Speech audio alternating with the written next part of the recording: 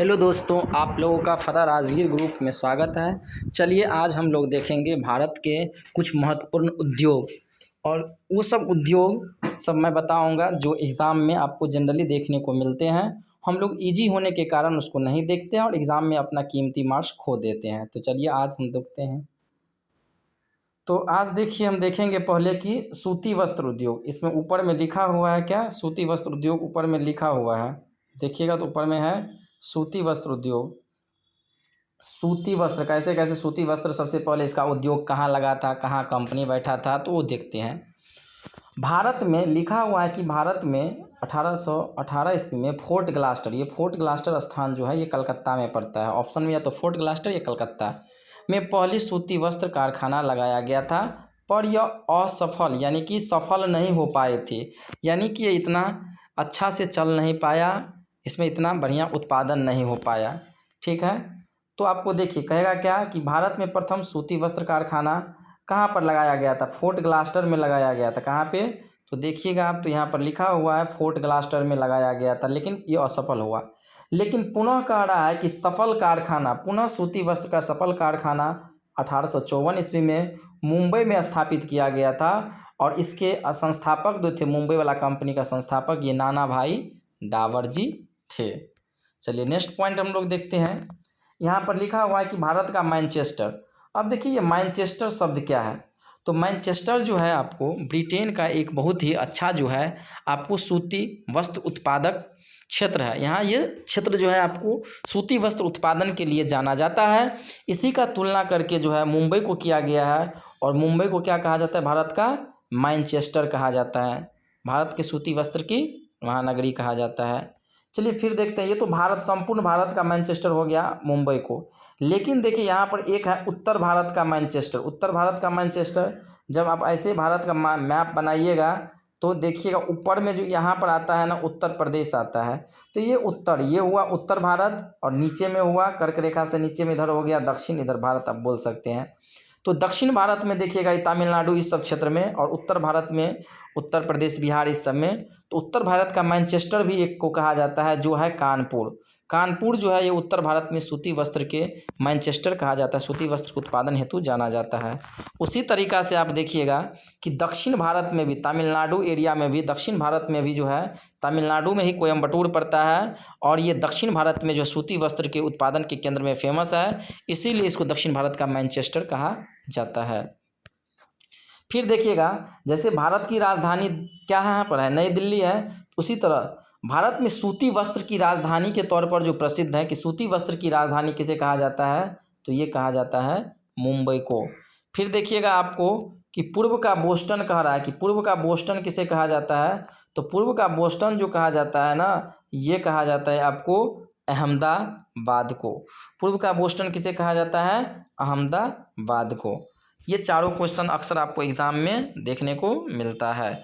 आते हैं next question देखते हैं, नेक्स्ट पॉइंट देखते हैं।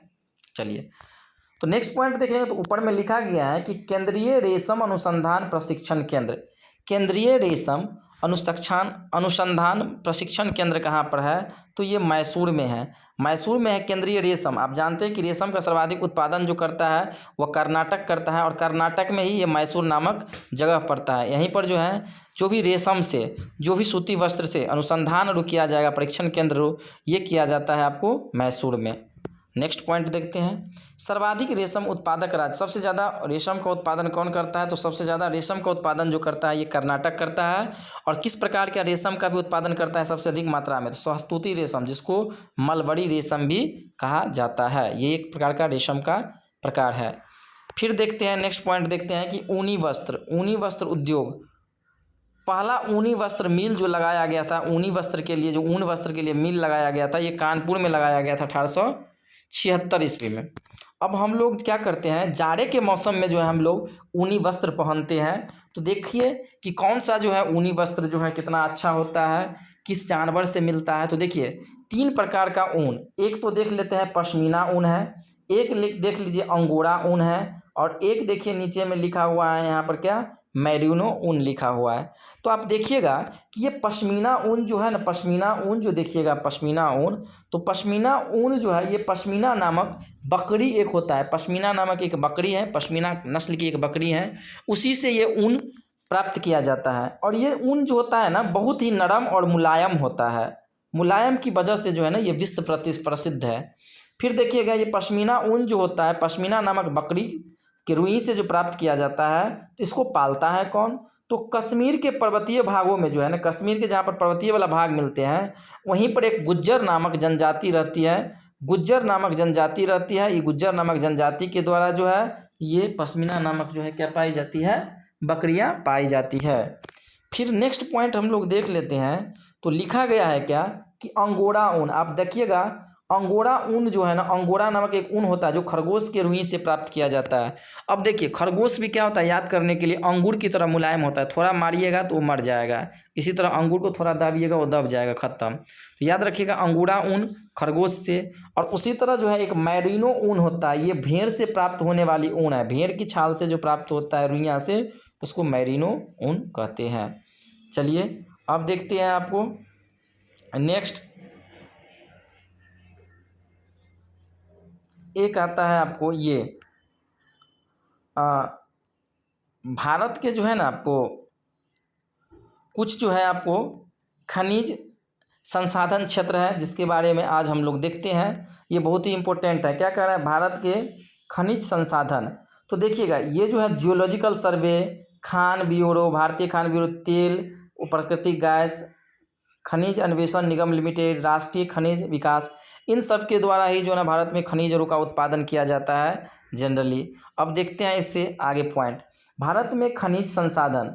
तो देखिए, ये जियोलॉजिकल सर्वे ऑफ जो इंडिया है, इसका मुख्यालय कहाँ पर है? कलकत्ता है। और ये आया था अभी बिहार पुलिस में 28 अगस्त को एग्जाम में आया था कि जियोलॉजिकल सर्वे ऑफ इंडिया की स्थापना कब की गई थी? तो 1916 ईस्वी में।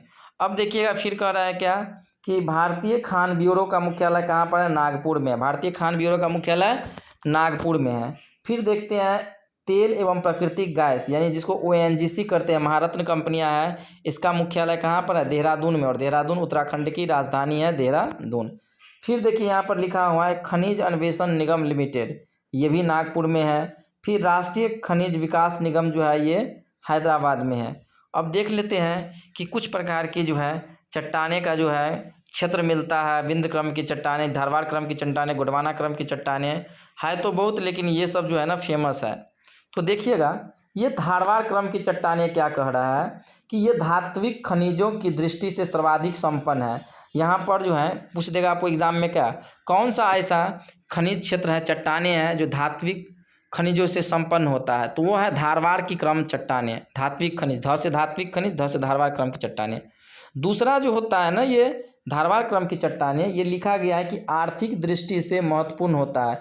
आर्थिक का मतलब जैसे ही हो गया तो पैसा कौड़ी समझिए, पैसा कौड़ी के मामले में ये चट्टान बहुत ही धनी है, क्योंकि जो है सोना हो गया, चांदी हो गया, तांबा, मैग्नीज, इस सब जो है ना इस चट्टान में पाया जाता है। तो ऐसे भी ये आर्थिक दृष्टि से मजबूत ही होगा, धारवाड़ क्रम की चट्टानें। फिर देखते हैं नेक्स्ट देखेंगे हम लोग विंध्य क्रम की चट्टानें।